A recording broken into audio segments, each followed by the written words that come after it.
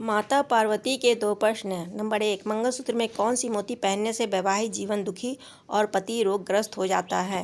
Number 2, इंसान अपनी किस्मत कैसे बदल सकता है। एक बार भगवान शिव कैलाश पर्वत पर बैठे थे।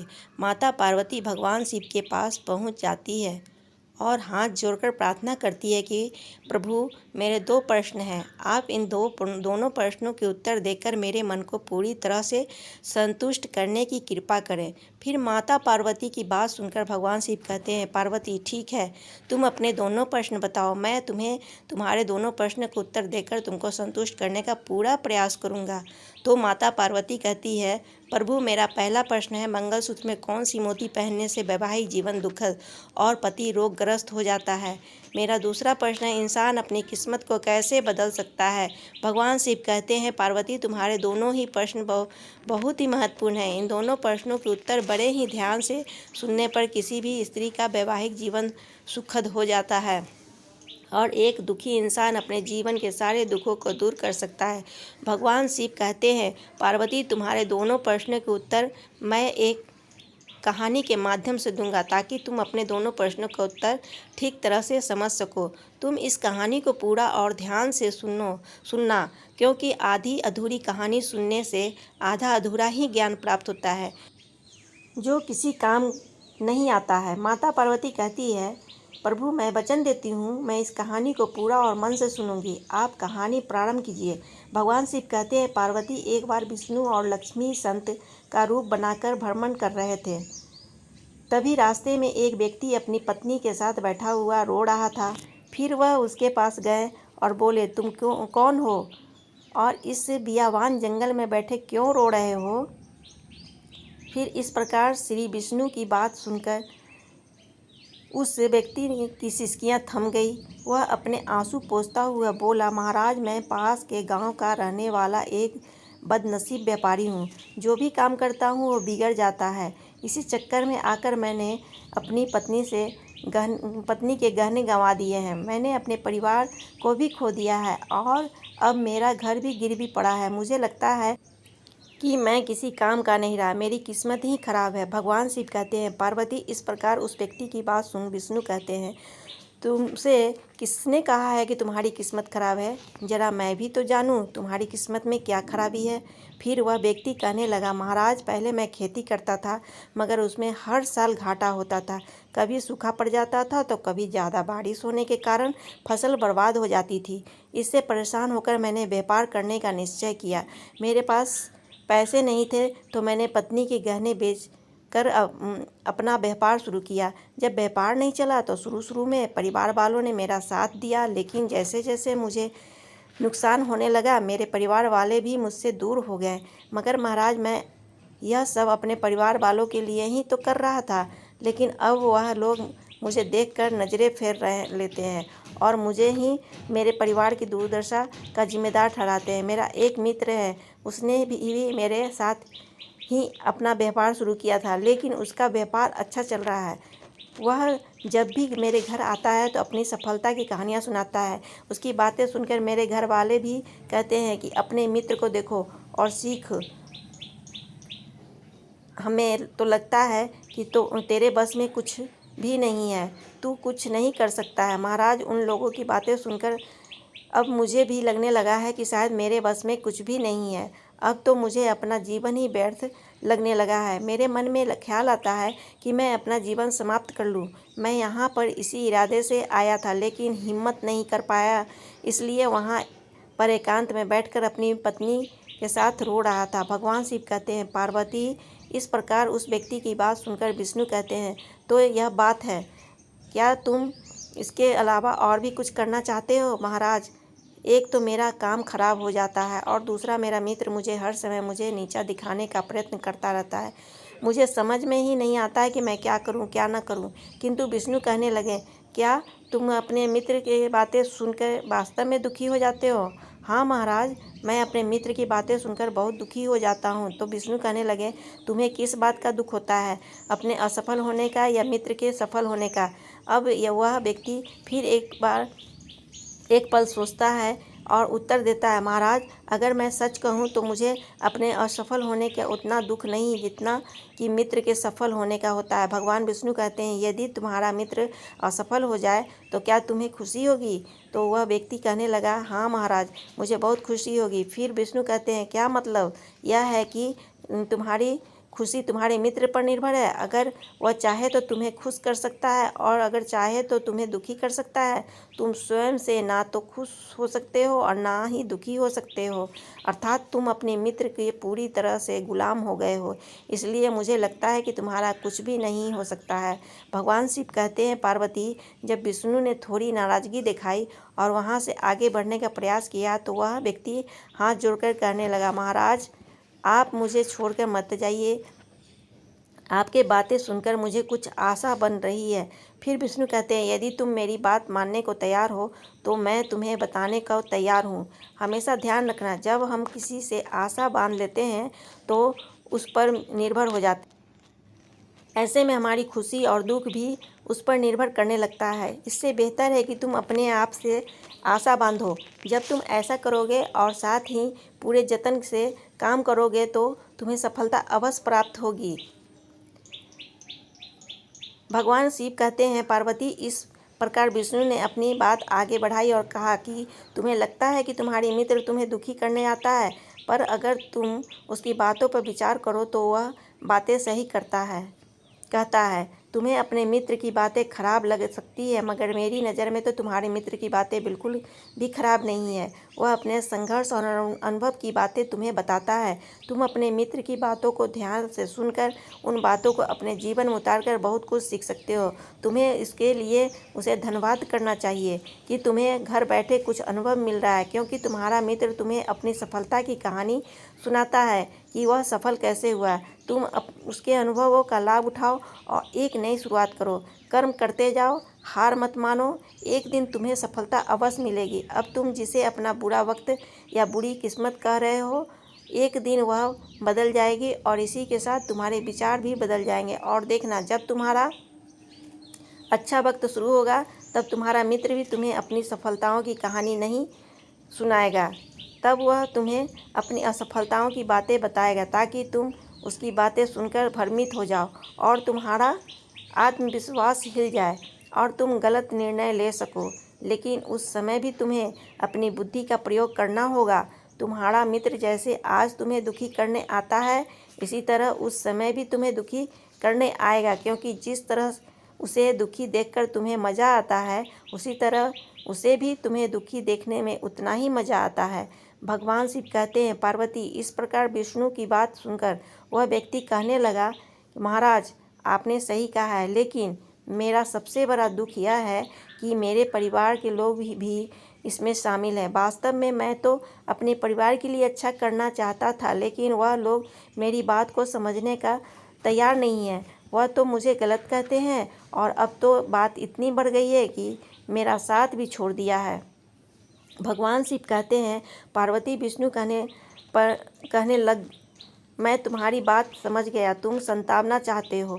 वास्तव में इस दुनिया में सभी लोग संतावना ही चाहते हैं। हम चाहते हैं कि हम जब भी कुछ करें तो लोग हमारी प्रशंसा करें, लेकिन आमतौर पर ऐसा नहीं होता, इसलिए हम दुखी हो जाते हैं। हमें लगता है कि हमारे मित्र परिवार वाले सब मतलबी हैं, लेकिन तुम अगर किसी को अपना परिवार मानते हो और उसके लिए कुछ करना भी चाहते हो तो तुम्हें ऐसा क्यों लगता है कि तुम दूसरों के लिए कुछ कर रहे हो? वास्तव में तो तुम अपनी खुशी के लिए कर रहे हो, इसलिए परिवार के लिए कुछ करना वास्तव में आपके लिए ही करना होता है। लेकिन अगर ऐसा करते समय तुम्हें लगता है कि तुम दूसरों के लिए कुछ कर रहे हो तो तुम दुखी निश्चित रहोगे, और अगर तुम्हें लगता है कि तुम अपने लिए कर रहे हो तो तुम खुश रहोगे, क्योंकि जब तुम अपने लिए कुछ अच्छा करते हो या करना चाहते हो तब तुम्हें संतावना की कोई ज़रूरत नहीं पड़ती है। भगवान शिव कहते हैं, पार्वती फिर तो विष्णु की बातें सुनकर उससे व्यक्ति को चेहरे के भाव बदल गए और वह कहने लगा, महाराज आप सही कह रहे हैं। मैं समझ गया कि अब तक मेरी खराब किस्मत इसलिए थी क्योंकि वह दूसरों के हाथों में थी। अब मैं अपनी किस्मत को अपने हाथों में रखूँगा और पूरी मेहनत और लगन से फिर से काम करूँगा, और जब तक सफलता नहीं मिल जाती तब तक मैं चैन से नहीं बैठूंगा। भगवान शिव कहते हैं, पार्वती, इस प्रकार विष्णु उस व्यक्ति की बात को सुनकर मुस्कुराए और विष्णु ने एक डिबिया निकाली और उस व्यक्ति को वह डिबिया दे दी और कहा, इस डिबिया को हमेशा अपने पास रखना। इसमें ऐसा राज है जो तुम्हें बड़े से बड़े दुखों से भी हमेशा निकालेगा। लेकिन एक बात ध्यान रखना, इस डिबिया को तभी खोलना जब तुम्हारे जीवन में जीने का कोई रास्ता दिखाई न दे। तुम्हें लगने लगे कि अब इस दुनिया में जीना बेकार है, और यदि डिबिया तुमने समय से पहले खोल दी तो वह सारे राज खत्म हो जाएंगे। भगवान शिव कहते हैं, पार्वती, फिर उस व्यक्ति ने विष्णु को वचन दिया, जब उसे दुनिया में कुछ भी दिखाई नहीं देगा वह डिबिया को उसी दिन खोलेगा। अब इसी प्रकार लक्ष्मी ने एक डिबिया निकाली और उस व्यक्ति की पत्नी को दे दी और कहा कि इस डिबिया को स्नान करने के बाद तुम्हें कल खोलनी है। फिर तुम्हारे जीवन के सारे दुख हमेशा के लिए दूर हो जाएंगे और सभी बिगड़े काम तुम्हारे बनने लगेंगे। भगवान शिव कहते हैं, पार्वती, इस प्रकार वो व्यक्ति घर जाकर अपने घर पर चला गया और उसकी पत्नी ने स्नान करके जब वह डिबिया खोली तो लक्ष्मी ने दी थी उसका एक पर्चा और एक मंगलसूत्र था, जो हर सुहागन की निशानी होती है। फिर वह स्त्री उस पर्चे को पढ़ती है तो उसमें लिखा था कि उसे पढ़कर वह स्त्री चकित हो जाती है। इस समय माता पार्वती भगवान शिव से पूछती है, प्रभु, इस पर्चे में ऐसा क्या लिखा था जो वह स्त्री पढ़कर चकित रह गई? फिर भगवान शिव कहते हैं, तुम जानना चाहती हो कि उस पर्चे में क्या लिखा था? तो उस पर्चे में तुम्हारे पहले प्रश्न का उत्तर लिखा था।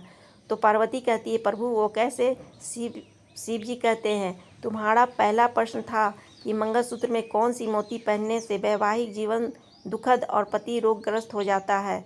तो सुनो, इस पर्चे में लिखा था कि बेटी, तुम्हारे जीवन में दुख और तुम्हारा पति रोगग्रस्त इसलिए है क्योंकि तुमने जो मंगलसूत्र पहना है उसमें केवल पीले रंग की मोती है, और मैंने जो मंगलसूत्र तुम्हें दिया है उसे पहनो और उसके अंदर एक पर्चा है। उस परिचय में मंगलसूत्र के बारे में विस्तार से लिखा है। उस पर्चे को बड़े ही ध्यान से पढ़ो और मंगलसूत्र के रहस्य को समझो और उसका नियमानुसार धारण करो। भगवान शिव कहते हैं, पार्वती, उस पर्चे में लिखा था कि मंगलसूत्र को लेकर 6 गलतियां कभी भी नहीं करनी चाहिए।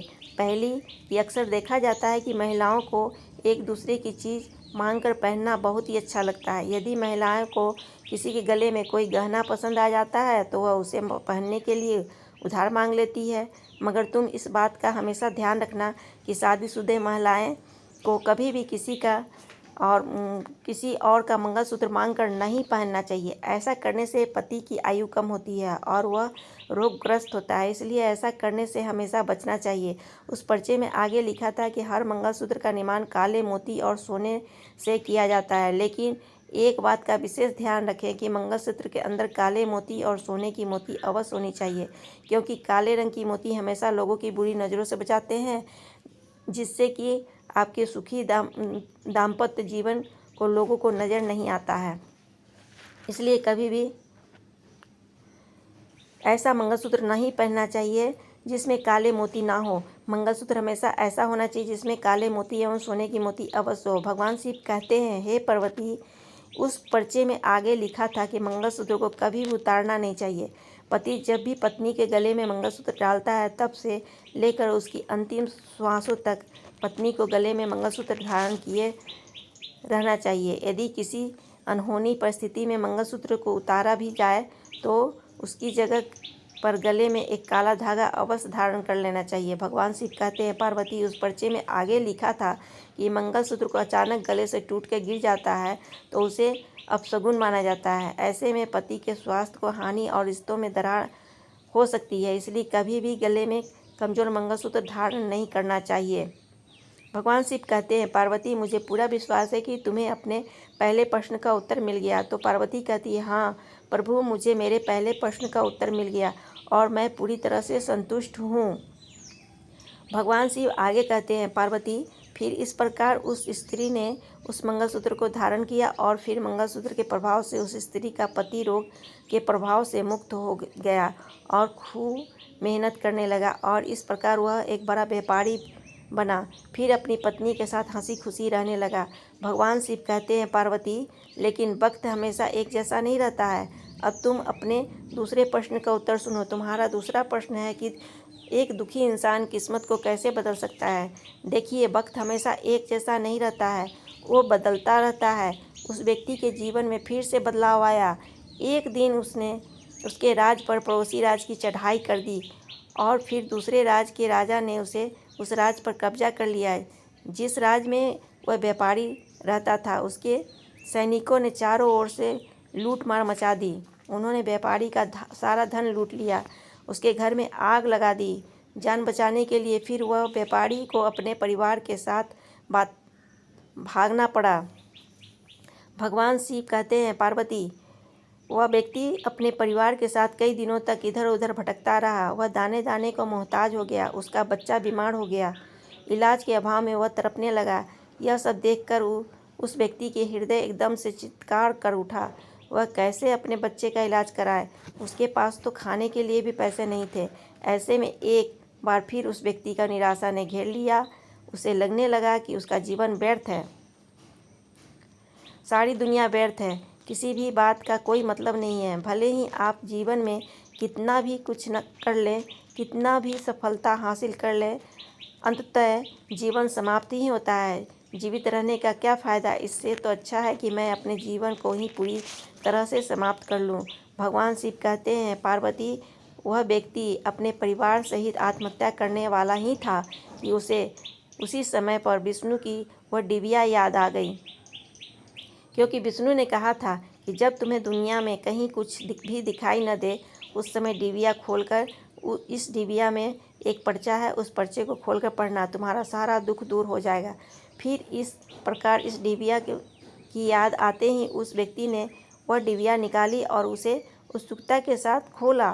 डिबिया के भीतर एक पर्चे में कुछ लिखा हुआ था। उसे पढ़कर उस व्यक्ति की आंखों के आगे से निराशा का जाल हट गया। फिर तो पार्वती कहती है, प्रभु, उसमें क्या लिखा था? तो भगवान शिव कहते हैं, उसमें तुम्हारे दूसरे प्रश्न का उत्तर लिखा था। तुम्हारा दूसरा प्रश्न था कि एक दुखी इंसान किस्मत को कैसे बदल सकता है। तो इसमें लिखा था कि यह समय भी बीत जाएगा। माता पार्वती बोली, प्रभु, मैं कुछ समझी नहीं। तो भगवान शिव कहने लगे, मैं तुम्हें विस्तार से समझाता हूँ कि कभी भी इंसान के दिन एक जैसे नहीं रहते हैं। जब खराब दिन थे तो उस व्यक्ति ने अच्छे दिन भी आए हैं, और जब वह अच्छे दिन भी व्यतीत हो गए तो आज फिर खराब दिन आ गए। तो हमेशा ही खराब दिन भी नहीं रहेंगे। व्यक्ति को हिम्मत से काम लेना चाहिए और बराबर अपनी मेहनत के साथ अपने कार्य को करते रहना चाहिए। उसे एक दिन सफलता निश्चित मिलती है। भगवान शिव अंत में कहते हैं, पार्वती, इंसान ईमानदारी, विश्वास और लगन से जब कोई कार्य मेहनत से करता है तो मेहनत का फल उसे अवश्य मिलता है। इस प्रकार उस पर्चे में लिखा हुआ बात जो उस व्यक्ति ने ध्यान से पढ़ा और वह समझ गया कि मेरे बुरे दिन एक बार फिर से अच्छे हुए हैं और आज फिर से बुरे दिन आ गए हैं, तो मेरे बुरे दिन यह भी फिर से टल जाएंगे। समय एक सा नहीं रहता है और वह एक दिन पहले से भी बड़ा व्यापारी बन गया और अपने परिवार के साथ रहने लगा। जीवन हंसी खुशी से व्यतीत होने लगा। दोस्तों, वीडियो को लाइक, शेयर, सब्सक्राइब और कमेंट करना ना भूलें।